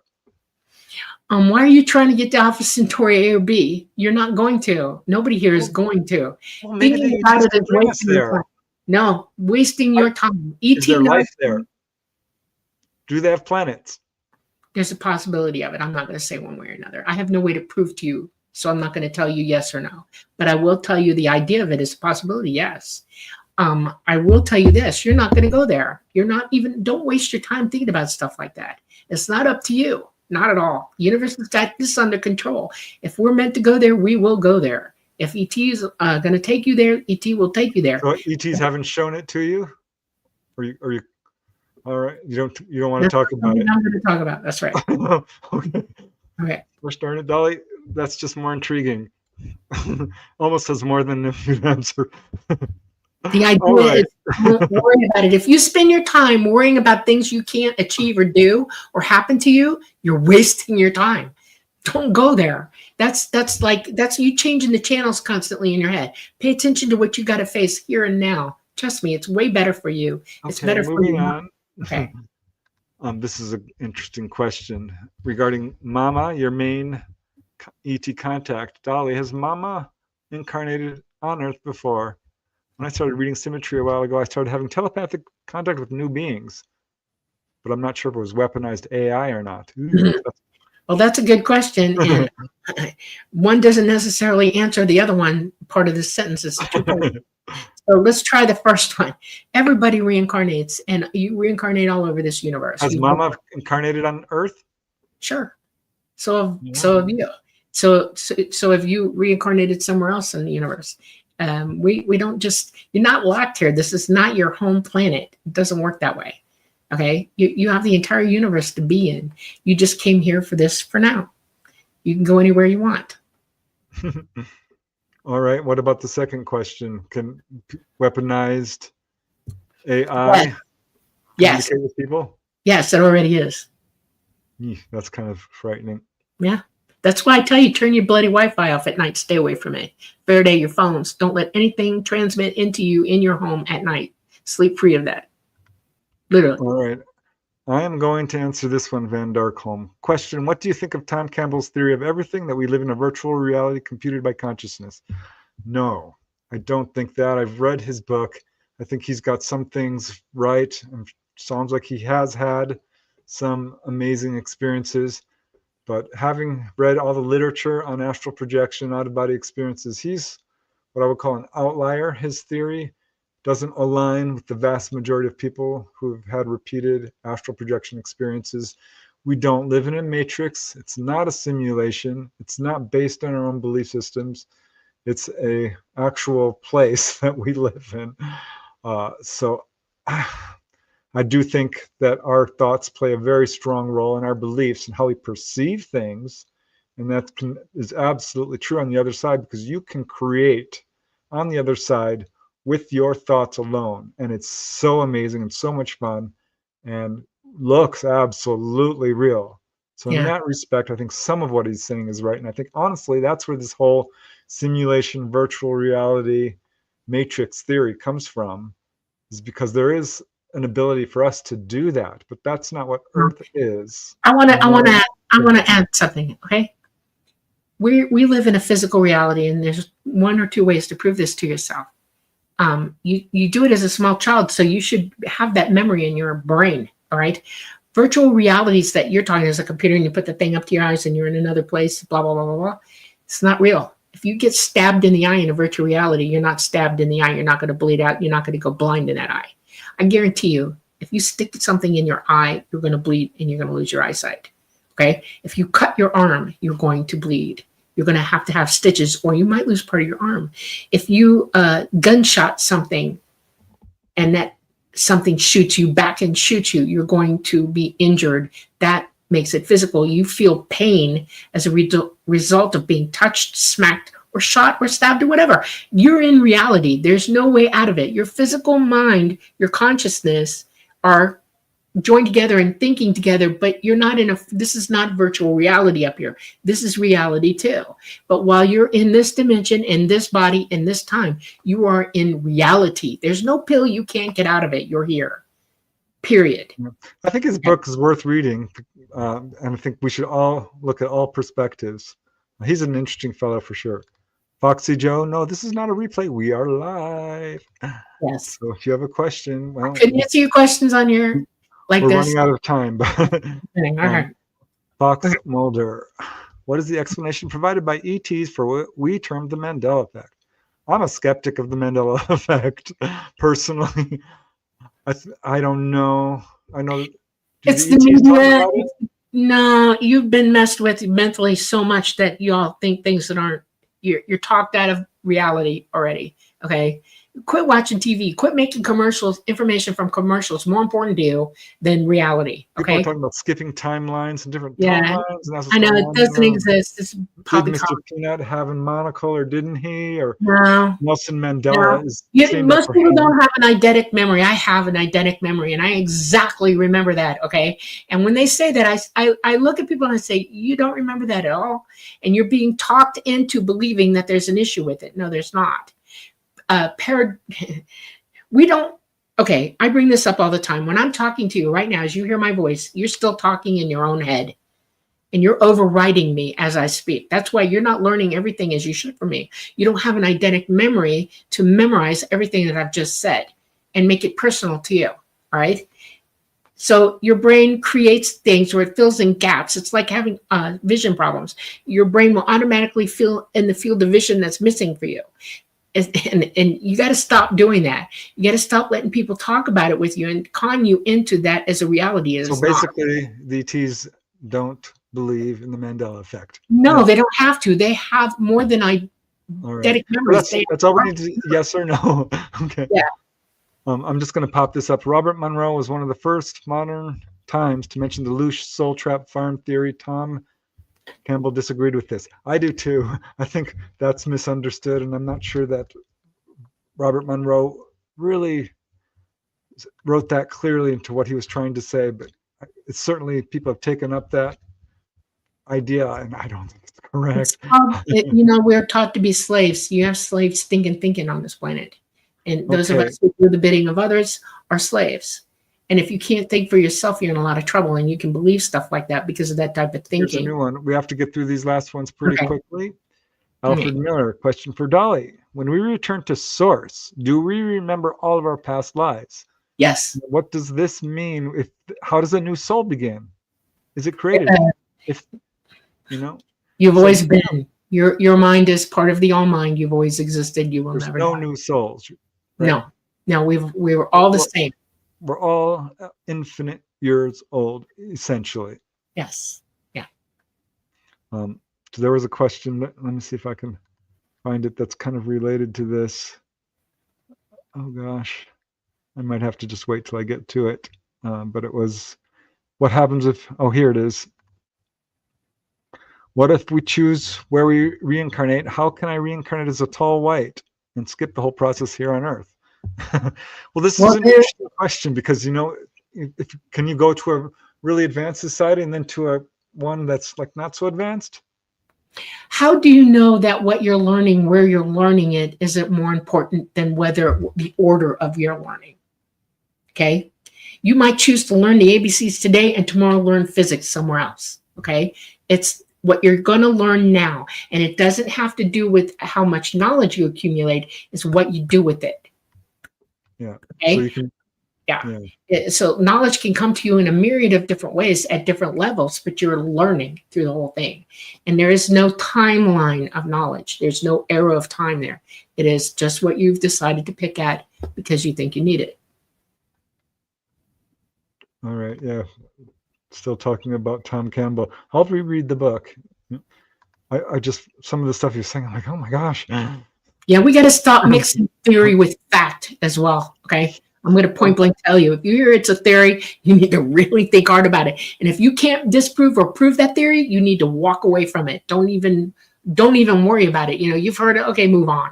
Okay. What you need to be working on is developing your ability to clearly understand facts and cognitively assimilate them so that you can use them, employ those facts. That's wisdom. Okay. Not listening to everybody's theories and losing your mind. If you keep asking questions forever, you will never answer anything for yourself, ever.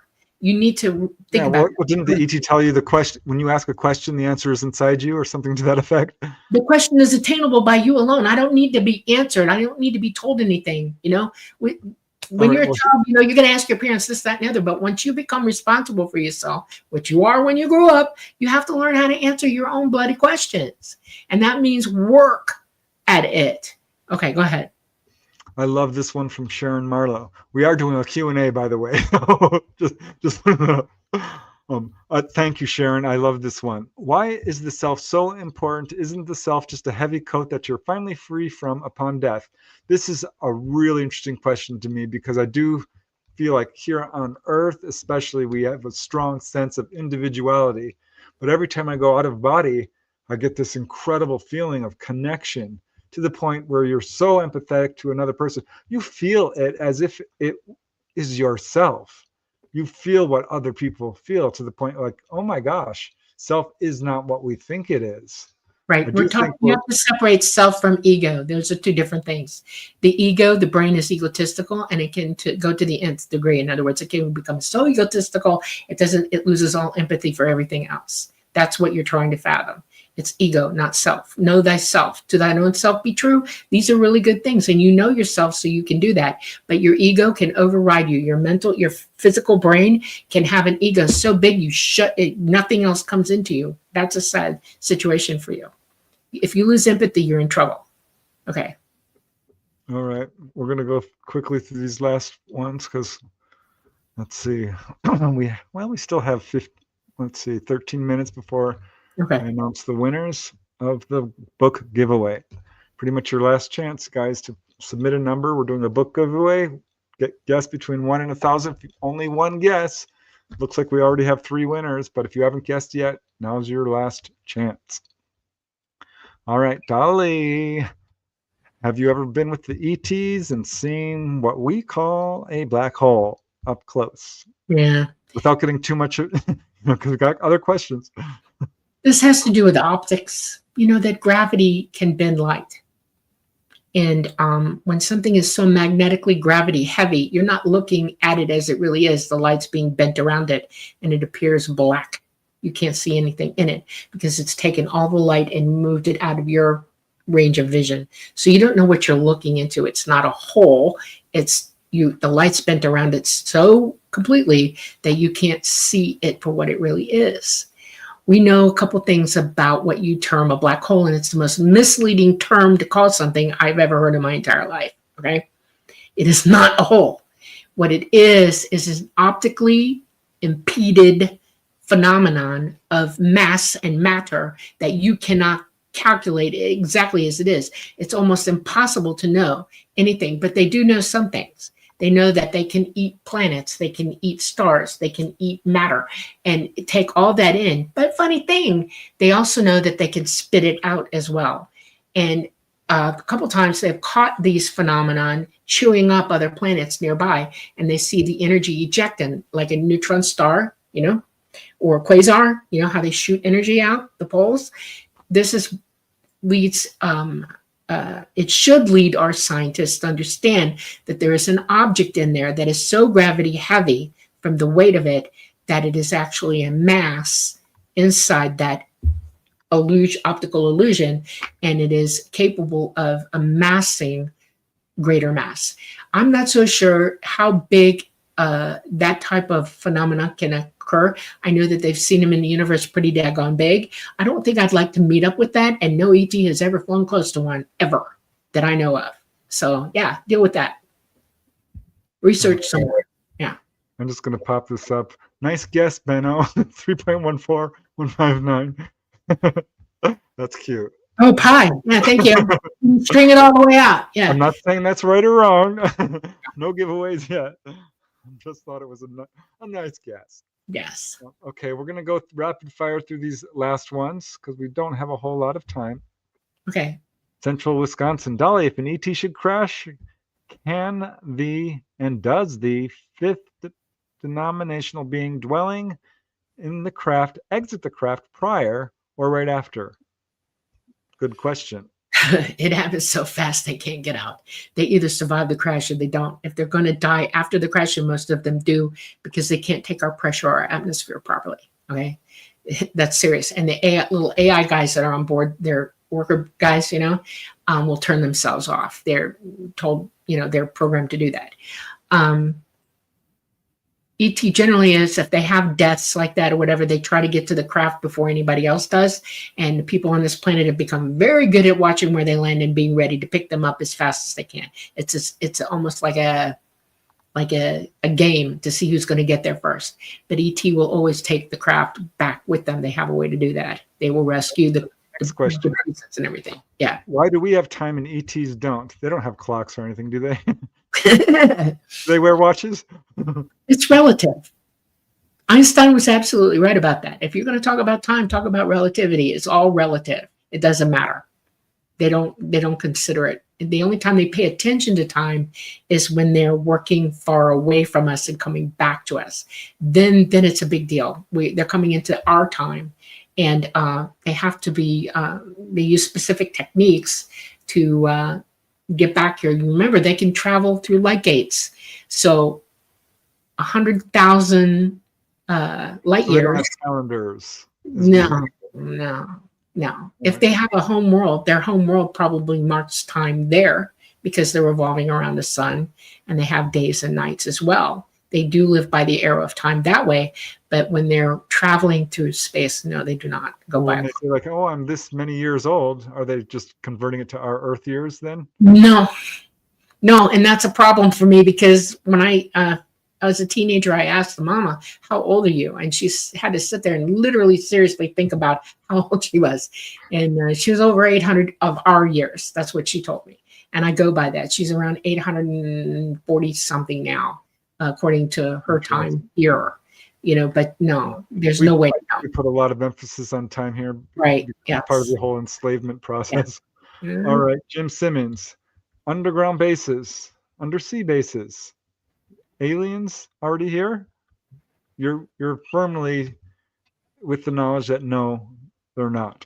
No, there's no undersea underground bases. No, none. First of all, there's no inner Earth. Okay. If you have you ever gone down into a cave, a deep cave? Especially now, because we need to. The pressure alone is like, oh wow, you start popping and everything. If you try to dive down, it's the same thing. That pressure coming in water is even worse. It puts down on you. It'll pop you like a balloon. It is. There's no inner Earth, so no bases, none, and they only go in the water to cool off.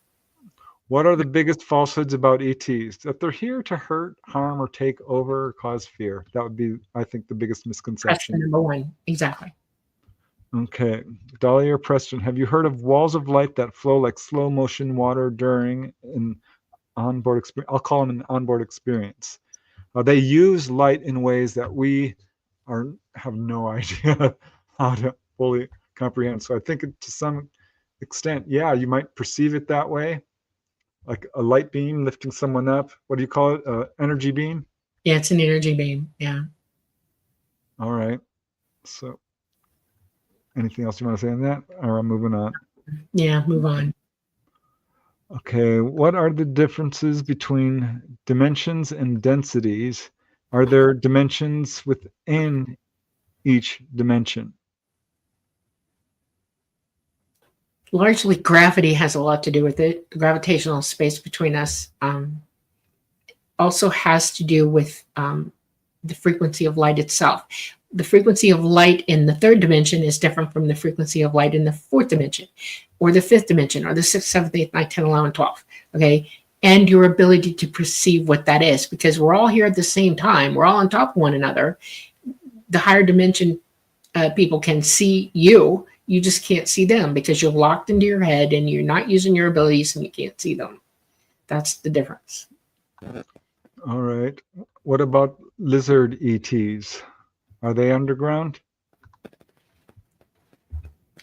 Can you imagine a being from the Jurassic period surviving until now, hiding from us, not being anywhere that they could be found, not in great numbers because there was an extinction level event, but enough that they're knowable and then being seen because we're populating this earth like crazy and digging out through things. And yes, they have been found. They are from here. And you people call them reptilians, but they're not really, but they are a type of sentient being, yes, from those periods, from the earth, from that time. Okay, now let me see. We've got literally 5 minutes. I'm going to say 4 because I need a minute to announce the winners. Okay. Okay. Do extraterrestrials have music? Yes, of course. Music is a language. Of course, it's mathematical. Everybody has music. God, I hope so. If you don't, I worry about you. Yep. Yeah, I've heard accounts of people actually hearing music from a UFO.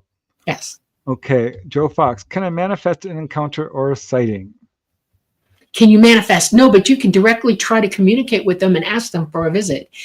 Physically, they're not going to come to you now, but psychically, you could make contact with an ET, yes. But you have to develop your abilities. They want you to. That's their mission, to get you to use your abilities so that you can reach out to them at a level that they can communicate with you properly. All right. What breed is your dog? She's a Great Dane, but about 5% human, at least. Yeah. Yeah. Okay. How can you tell if you are being deceived? Through your own intuition is the best way. Right. I think. You hear the lie. If you're psychic, you'll hear the lie. It'll tell you. You'll know. Okay. I think we have time for another one. Scott from South Carolina. Can we go back in time and fix our mistakes through No. manifestation? No, it doesn't exist anymore. You only exist in the second that you're in, period. Okay? Everything behind that is gone. It's not attainable. It's gone. That's what it means to live in the third dimension. Everything decapitates and disintegrates and goes away. The earth does it slowly. We do it quickly. Our actions, our words, our thoughts, everything all do not exist anymore in the past. They don't exist. The only reason you know they existed is because you have memory of them. That's it. Okay. All right. I think we are just about caught up. Let me see.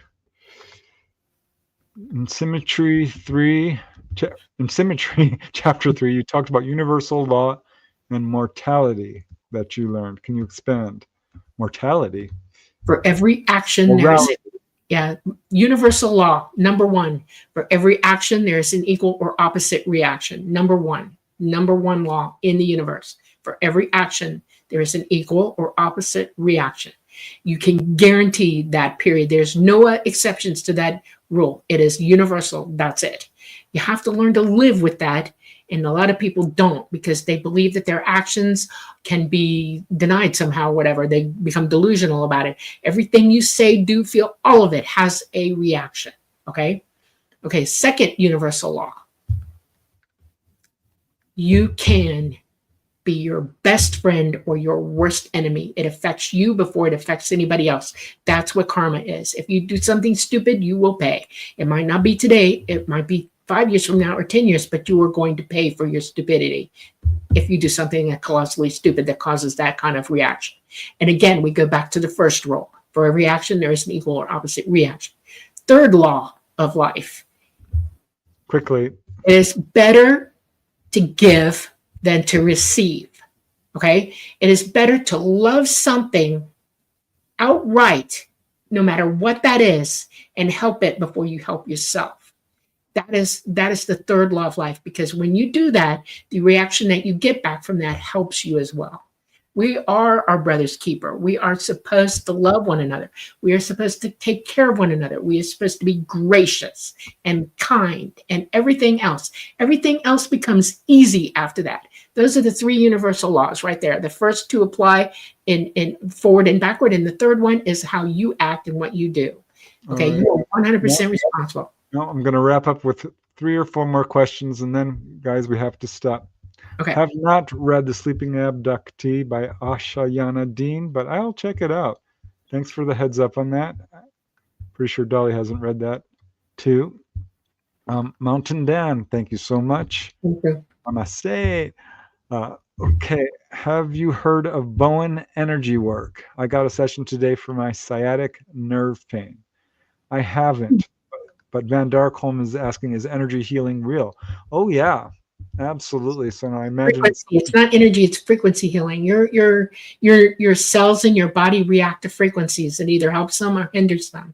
And there's a lot of liquid involved, water, body fluids and stuff like that. If your body's fluid is aligned and well, and you can do that with frequency. If you have something that's not feeling better, whatever, they can use certain frequencies to help you heal from it. Your body's the one that's healing itself, but that frequency helps you direct that to healing. Okay. All right. 2 more questions, because now we are officially at the end line. Okay. This is from Cal. Preston, do you recommend hypnosis as a means to recover memories lost during missing time incidents? Any particular style of hypnosis? Yes, I do, but only as a last resort. I think first you should write down everything you experienced, your feelings inside, every sense you had, smell, taste, the events before the incident, the events after the incident, and fill out that detail over a period of months even. And you'll be surprised how much you can bring back. Right. Then do meditation on it. You can bring back more memories that way. Then perhaps do dream work. Ask to dream about it. That can be surprisingly effective. Your consciousness knows what happened to you. Okay. Go to a support group. Might be damaged, and People that's might mention stuff. But if you're dealing with anxiety that's due to this incident, yeah, I would recommend it. And I think it's very effective. No particular style. Just find someone you trust. I have 3 people I can recommend to you if you want to email me. Yeah, don't let anybody walk you through something and put the power of suggestion into your mind. This person has to be willing to help you feel safe and comfortable, to bring yourself into the ability to hear yourself thinking, okay, and recover memory that way. But they can't lead you into memories, false memories. That's a bad thing. And it takes a special kind of hypnotist to do that. They have to know their stuff to do it, okay? Be careful, because you can be led astray. Okay. Okay, hold on. I need to delete this comment. Okay. And one last question. How can I manage the fear against these beings? Let it go. If you see, your belief system is what's got you in fear. You've been taught to believe fear is a thing. Okay, don't. If you're afraid, that means you don't know enough about it. And the idea here is to educate yourself. Once you shed a light on something and understand what it really is, and this means foundational learning, you lose the fear of it. I know that I'm not going to jump off a building 10 stories up, okay? I don't fear it because I know better than to walk off the ledge. I know better than to let somebody behind me push me off. These are things that you can acquire to reduce fear or abolish fear. We have in us fight or flight syndrome. All humans are born with the self-preservation. You don't mix up self-preservation with unknowns that you can easily have become knowns. Yeah. See what I'm saying?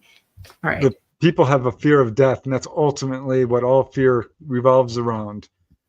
Knowledge replaces fear. Love replaces fear. If you can overcome fear, it will help you in all aspects of your life. Fear is internal more than it is external. Right. And you remember, you weren't born here to be safe. Trust me, you weren't. You're going to hurt yourself one way or the other before you leave here. And it might not be good. Everybody has that coming at them while they're living here. And that kind of fear is unreasonable fear. Don't fear it. Live your life. All right. Well, we now got 7 minutes before we can't archive the show, so we gotta end it.